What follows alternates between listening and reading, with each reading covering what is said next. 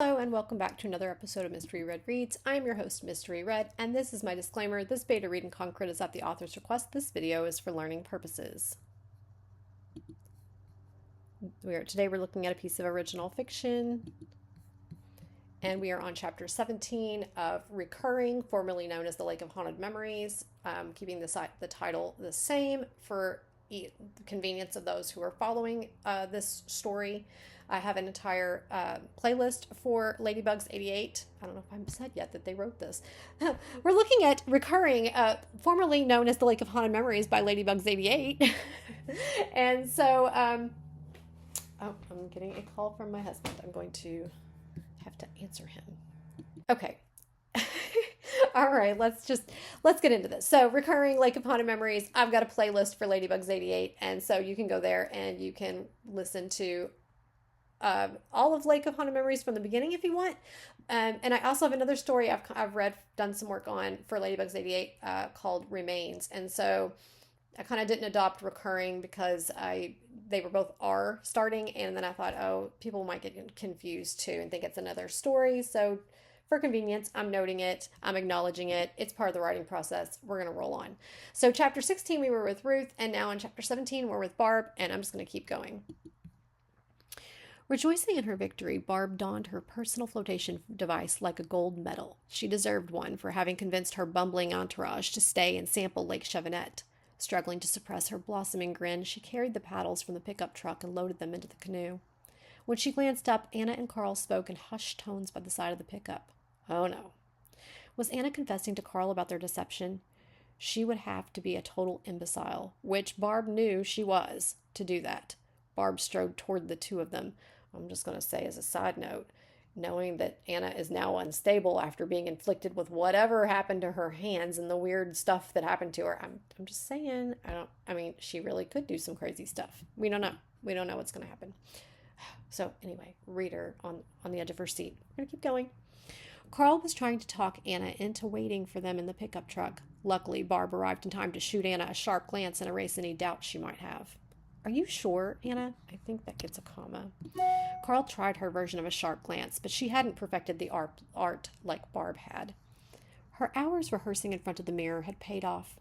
The two buffoons followed her back to the canoe, where Ruth stood and stared across the lake at the opposite margin. I'm sorry, it's kind of funny. So, she's rehearsed? Okay, hang on. She's actually practiced giving dirty looks. This character is fantastic. Okay. Too dumb to even qualify as a buffoon, Ruth was in a league of her own. Barb couldn't even think of a word that would do her justice. Earth to Ruth, do you copy? Okay, so I'm wondering. This is the wondering. Okay, she's kind of saying Earth to Ruth, like the saying Earth to whoever. So I don't think it gets a comma in front of it for that reason, because we're doing a saying. So I'm just going to roll on. When she didn't reply or move, Barb snapped her fingers by Ruth's ear. She jolted backward and nearly fell on her buttocks. In time, she grabbed the side of the canoe for support and uprighted herself, one hand on her chest. Carl rushed to Ruth's aid, do-gooder extraordinaire that she insisted on being. She wouldn't get anywhere in academia with that attitude. But then again, black people never got anywhere in academia anyways.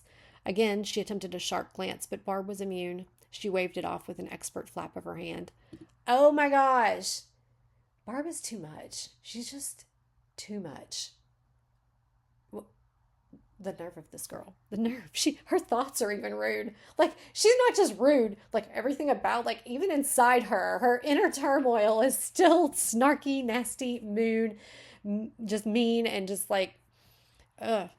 She's a great character, though.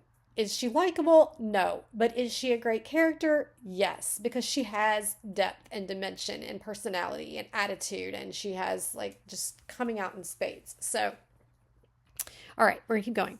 She grabbed the canoe by the bow seat. Ready, ladies? Calling them underlings wouldn't go down well.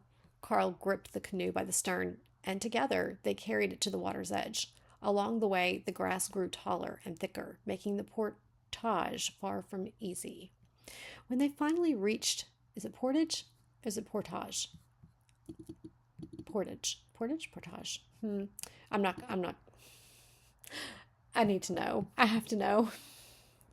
Okay, So one of the fun things about doing these videos is whenever we get to learn from whatever pops up in the story, whatever the story presents us. We get to share knowledge, all right? We get to share experience and all kinds of things. So in this case, I knew what it meant from the context, but I've never used the word, and therefore I wasn't sure how to pronounce it.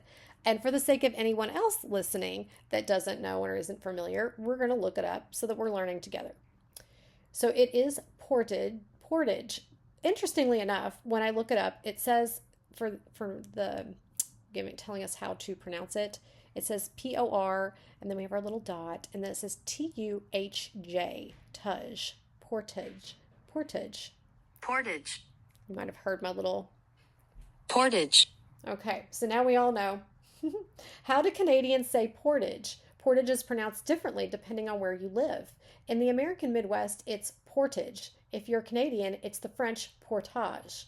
Oh my gosh, so both are correct. That's wild. Is it a French word? Is the word portage French? Portage was borrowed from French back in the 15th century to mean carrying, transporting, or freight, and it has kept it simple, carrying since to the present day. How fun is that? All right, so nice little sidebar. Story's reading well. We're going to keep going. When they finally reached the lake, a foul smell hit Barb's nostrils. Instead of the typical sand and gravel interspersed with twigs and leaves and the occasional toppled and bleached log, the shoreline here was pure mud, and the mud reeked badly. To make matters worse, it had splattered on everything, from the hull of the canoe to the backs of their pant legs, not to mention their shoes, which had gathered caked layers. Ruth's sneakers had gone from off-white to feces brown, looking so disgusting Barb had to avert her eyes. She dipped her waterproof boots into the lake to wash off the mud, while reminding herself the discomforts were a small price to pay for the privilege of sampling the infamous chevinette. Okay, so reader thoughts with this of the mud. So we have the weird plants, we have the weird grass, we've got the weird trees with, didn't they have thorns on them? I feel like they had thorns on them. And now we've got this smelly mud. So, I mean, supernatural elements at play, but at the same time, if you think about it, all these things could have, they're corrupt. You know, they could be corrupt. They could have toxins or something in them that drive people crazy or something like that. I mean, so there could be like logical explanation, and then you have your sci-fi and your paranormal explanations for things. But just all those things kind of running, all the possibilities are running through the reader brain. So, good job. And we're going to keep going. The water smelled even worse, and in total contrast with Sparkling Lake, it was brown, the shade of cafe latte. Could someone be dumping sewage? Okay, so pausing. So she's relating it to, here's a thing, or a thought, all right? Here's a thought. So we've got, it's brown, cafe latte is pleasant, okay? So because it has this foul smell, and she's wondering if someone could be dumping sewage. It's a conflicting sensation. So our words bring up sensations. And I'm thinking, is there an uglier shade? I mean, I want to say ish brown so bad, but I'm not allowed to say that. So, I mean, that's a suggestion. But I'm just saying maybe she's a comparison of something less appealing than cafe latte to keep in the tone, unless you wanted that contrast for a reason. Suggest swapping cafe, if I can type cafe latte with something more unpleasant. I mean, I don't know if you like cafe latte, but I'm just saying cafe latte would have a pleasant scent. It is warm in your hands when you hold the mug. It has pleasant associations with it. And I'm suggesting you find something kind of gross, maybe, I don't know, just some repulsive thing to compare it to. Anyway, we're gonna keep going. She saw no house or building of any sort around the area, only more grass and trees, and it would take too much effort to stretch pipes from farther away. And why here when the area had lakes aplenty to choose from, especially knowing Chevinette's history? Ew, Anna contorted her face. The water is so gross.